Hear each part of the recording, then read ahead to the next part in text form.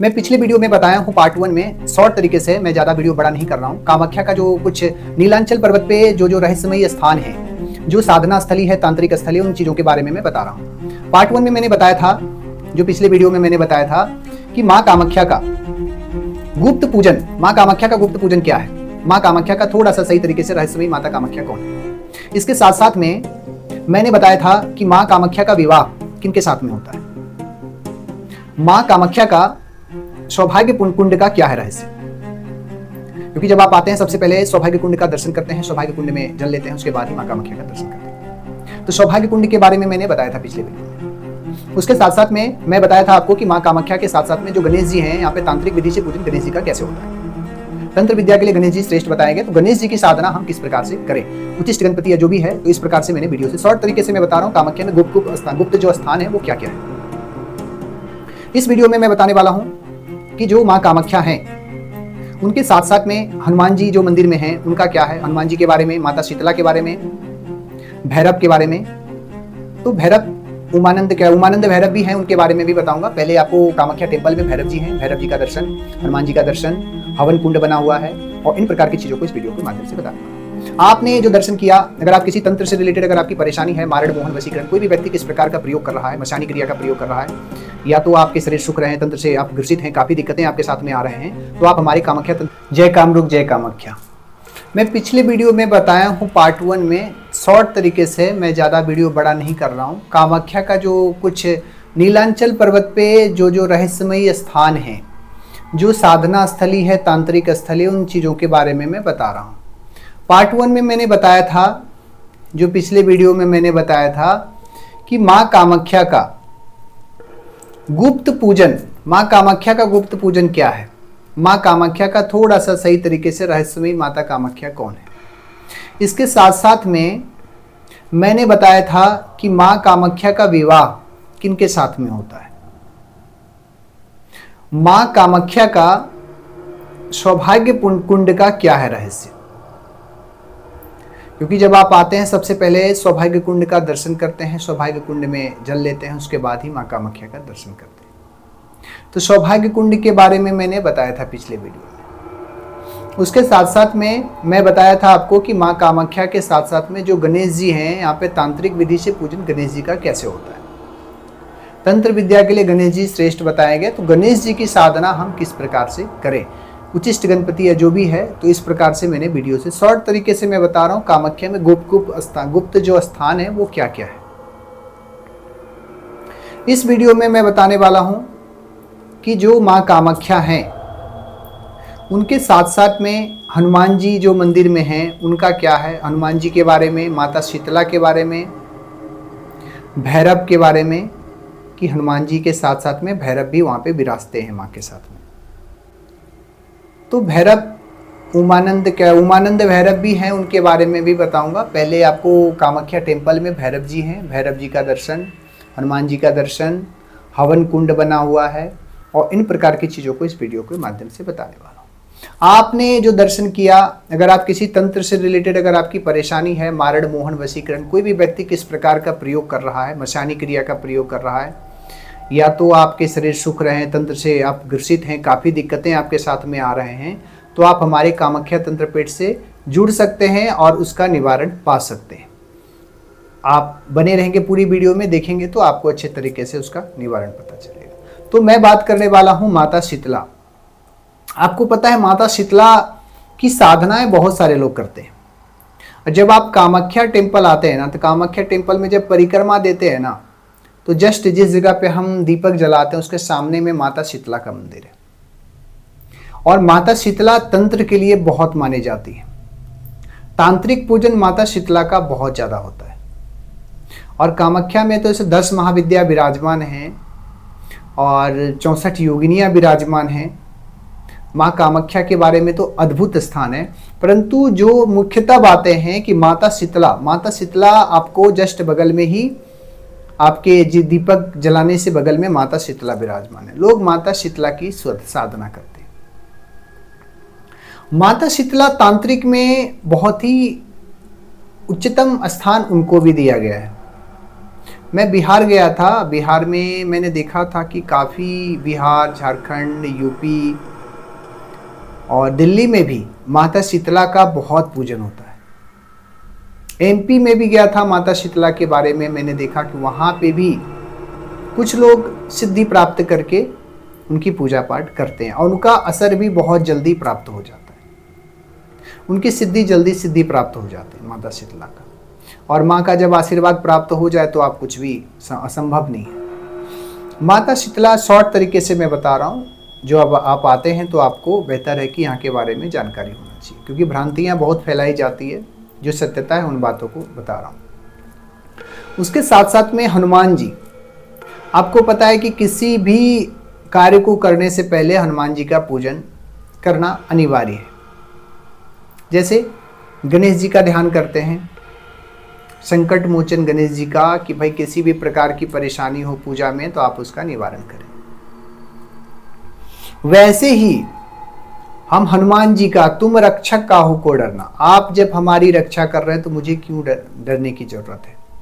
तो जब आप कामाख्या आते हैं तो कामाख्या के जस्ट पीछे वाला जो दरवाजा है ना, पीछे वाले दरवाजे के पास में आपको हनुमान जी विराजमान है।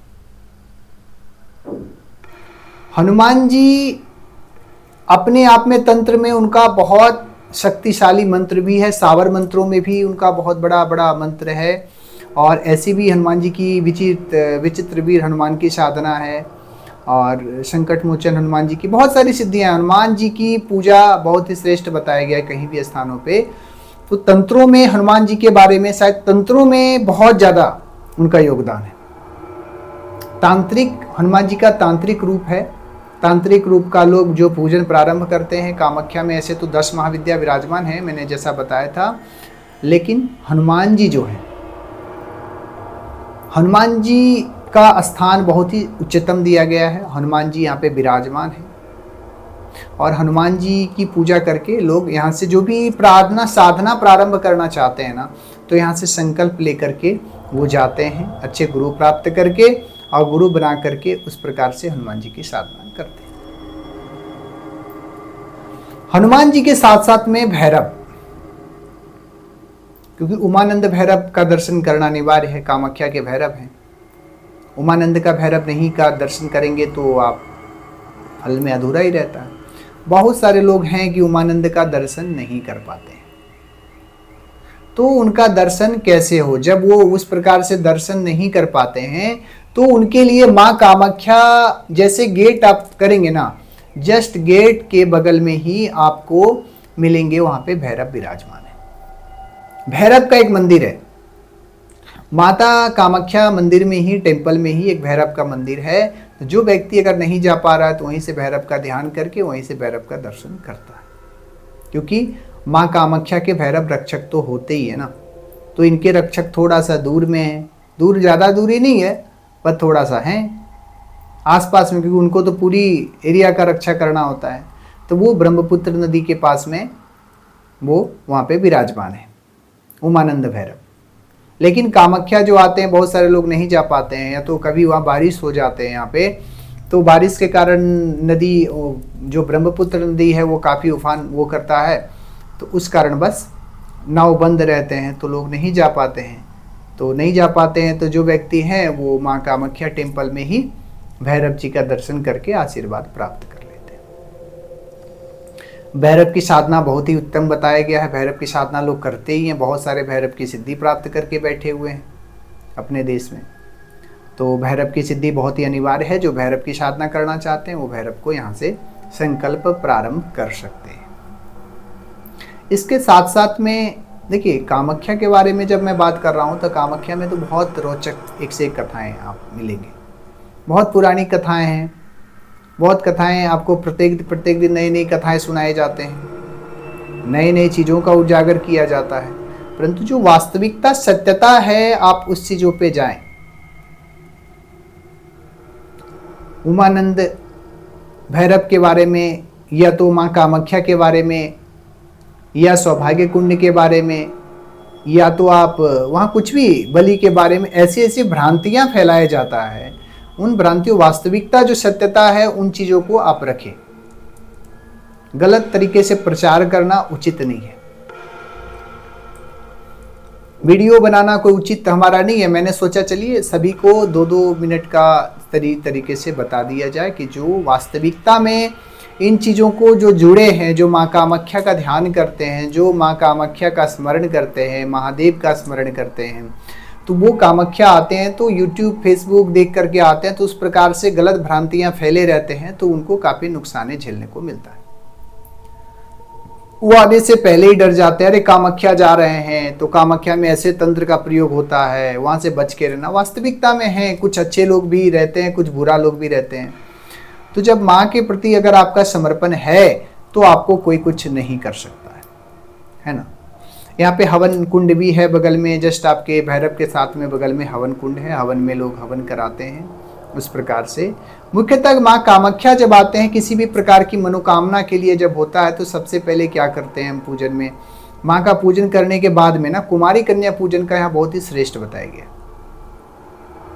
माँ कामाख्या में कुमारी पूजन बहुत ही उत्तम बताया गया। कुमारी पूजन जो हम करते हैं उससे हमारी जो भी मनोबलासा रहता है, क्योंकि माँ का पूजन साक्षात हम जब कर रहे हैं तो जो भी हमारे मन की जो भावनाएं रहते हैं, जो भी इच्छा रहते हैं, वो इच्छा प्रकट हो जाती है। बलि भी यहाँ पे होते हैं। बलि का भी अलग प्रकार का वो है। जब आप मेन गेट जब जाएंगे तो उसके जस्ट सामने ही आपका बलि का स्थान है। जो व्यक्ति साधना करता है तो बलि स्थान में, वहाँ से जस्ट आप एक बगल पहाड़ पे ही, नीलांचल पर्वत पे ही एक श्मशान है। एक श्मशान नीचे है जो भूतनाथ कहते हैं। भूतनाथ श्मशान के बारे में, जो श्मशान की सिद्धि अगर प्रारंभ करना चाहते हैं, भैरव की सिद्धि प्रारंभ करना चाहते हैं, तो वो वहाँ पे भी प्रारंभ करते हैं। श्मशान यहाँ का बहुत ही दिव्य श्मशान है। इसको महाश्मशान भी कहते हैं। श्मशान के बारे में तो अनंत कथाएं हैं। यहाँ के श्मशान के बारे में भी बहुत सारी कथाएं हैं। जिसकी राख ना बुझे कभी, जिसकी अग्नि ना बुझे, वो महाश्मशान है। और भूतनाथ आपके पहाड़ से नीचे है, तो भूतनाथ का श्मशान का बहुत ही बड़ा श्रेष्ठ स्थान है, उच्चतम है। जो लोग साधना करते हैं, श्मशान की सिद्धि करते हैं, तो श्मशान के पास में एक तो ऐसे तो पहाड़ पे भी एक श्मशान है, लेकिन वो श्मशान लोगों के लिए नहीं, वो बंद ही रहते हैं। बाकी जो नीचे जो जाते हैं वो श्मशान लोग जाते हैं। ऐसा पहले के समय में लोग काफ़ी वहाँ पे जाकर के साधना करते थे। अभी थोड़ा सा रोका भी गया है, तो गलत तरीके से ज़्यादा प्रयोग करते हैं लोग। माँ कामाख्या में एक जाएंगे तो एक वन देवी है। जैसे जस्ट डाउन की तरह आप करने लगेंगे ना, तो माता का वन देवी है जो वन की रक्षा करते हैं। वन देवी जो होती हैं, जैसे पहले जो वन होता था, जंगल होता था, उसकी एक देवी होती थी। तो जंगल की जो देवी होती हैं वो जंगल की रक्षा करती थी। वो काफ़ी प्रभावशाली रहती थी, बहुत प्रभावशाली। तो माँ कामाख्या में जस्ट डाउन की ओर, जैसे कॉर्नर की ओर आप जाएंगे तो वहाँ पे माता वन देवी का मंदिर मिलेगा, जहाँ पे अभी भी वर्तमान समय में बाघ आता है, शेर अभी भी आते हैं। उसी स्थान पे आप जब जाएंगे, अभी वर्तमान समय में भी है, पहाड़ पे अभी भी बहुत सारे शेर, बाघ ये सब हैं, और वो जगह पे वो प्रत्येक दिन आते हैं। जस्ट डाउन की ओर अगर आप आएंगे, वो इतना ही नीलांचल पर्वत, इतना ही पहाड़ पे सभी जानवर हैं। माँ की सवारी बाघ शेर बताया जाता है। उस शेर की सवारी अभी भी वर्तमान में, लेकिन आज तक किसी को उन्होंने क्षति नहीं पहुंचाया। एक से एक आपको सर्प मिलेंगे, ब्लैक पैंथर भी है, चीता है, हाथी है, बहुत कुछ है। सांप आपको एक से एक मिलेंगे, कोबरा पुराने पुराने बहुत कुछ मिलेंगे। पहाड़ पे बहुत जानवरें हैं, बहुत सारे लोग हैं, परंतु आज तक किसी व्यक्ति को क्षति नहीं पहुंचाया है। अब जो गलत करेगा तो उसको तो गलत परिणाम मिलेगा, परंतु वास्तविकता में जो माँ के भक्त हैं वो कभी भी आकर के किसी व्यक्ति को नुकसान नहीं पहुंचाया है। माता क्योंकि साक्षात विराजमान रहती है, माता कामाख्या नीलांचल पर्वत, नीलांचल पर्वत वासिनी है, ये साक्षात विराजमान है। तो माता कामाख्या की कुछ कुछ टॉपिक जो बातें हैं उन बातों को इस वीडियो के माध्यम से मैं रखता हूं। इस वीडियो में 4 बन रहे हैं, पार्ट 1, पार्ट 2, पार्ट 3, पार्ट 4। जो पिछले वीडियो में मैंने जो बताया था, इस आगे वाली मैं कोशिश कर रहा हूं कि जो अच्छे तरीके, जो कम तरीके से आपको सही जानकारी मिले, उचित। आप अगर तंत्र से रिलेटेड अगर आपकी परेशानी हो रही है, मारण, मोहन, वशीकरण, उच्चाटन, सम्मोहन, क्योंकि तांत्रिक क्रिया में कुछ कुछ जैसे मसानी क्रिया भी लोग ज़्यादा कर देते हैं, ब्लैक मैजिक ज़्यादा कर देते हैं, तो इन प्रकार की चीज़ों से अगर आप ग्रसित हैं तो आप हमारे कामाख्या तंत्र पीठ से उसका निवारण पा सकते हैं, उचित व उच्चम तरीके से, जिसका आपका सही इलाज मिल जाए। अगले वीडियो में मैं कुछ बताने वाला हूं, जैसे उमानंद भैरव। उमानंद भैरव कौन है? मां कामाख्या के भैरव उमानंद बताए गए। तो उमानंद के भैरव के बारे में मैं बताऊंगा। इसके साथ साथ में मैं बताने वाला हूं आपको कोटिलिंग। माता कामाख्या से जस्ट डाउन की ओर जाएंगे, बगलामुखी की ओर जाएंगे, तो उससे आप बगल साइड से जब निकलेंगे तो कोटिलिंग महादेव है। कोटिलिंग की बहुत सारी घटनाएं हैं और वास्तविकता में महादेव विराजमान हैं। वहाँ पे साधु संत लोग साधना भी करते हैं, वो साधना के लिए बहुत ही उत्तम जगह है। मैं इनके बारे में मैं बताऊंगा, कोटिलिंग महादेव के बारे में। कोटिलिंग के साथ साथ में एक दो चीज, जैसे माता तारा के बारे में, माँ काली के बारे में, माता छिन्नमस्तिका के बारे में, माता भुवनेश्वरी के बारे में। माँ तारा तो मैंने बताया, भुवनेश्वरी बगलामुखी, धूमावती, ऊपर में जो आपकी हैं, सबसे ऊपर में जब आप जाते हैं तो माता भुवनेश्वरी। अगले वीडियो में मैं बताने वाला हूं इन सभी के बारे में। आप वीडियो को देखेंगे, पार्ट 1, पार्ट 2, पार्ट 3, पार्ट 4, हम सही तरीके से कम समय में ज़्यादा आपको जानकारी, जो भी कामाख्या की जो गुप्त साधना स्थली है, गुप्त जो तांत्रिक स्थली है, जो लोग आते हैं साधना के लिए भटक के आते हैं, तो उन प्रकार की उनको वास्तविकता में सच्चाई पता हो। इन सच्चाई को वीडियो के माध्यम से मैं बताने वाला हूं। आप बने रहेंगे, पूरी वीडियो देखेंगे, पूरा जानकारी आपको मिलेगा। कामाख्या की पूरी हिस्ट्री आपको आपके सामने मिल रहा है, आप उसको देखेंगे। ओनली नीलांचल पर्वत पे क्या क्या है, उन प्रकार की चीजों को मैं आपके सामने रख रहा हूं। आप अगले वीडियो में मैं जो भी बताने वाला हूं मैंने बता दिया, आप वीडियो में बने रहेंगे। जय कामरूप, जय कामाख्या।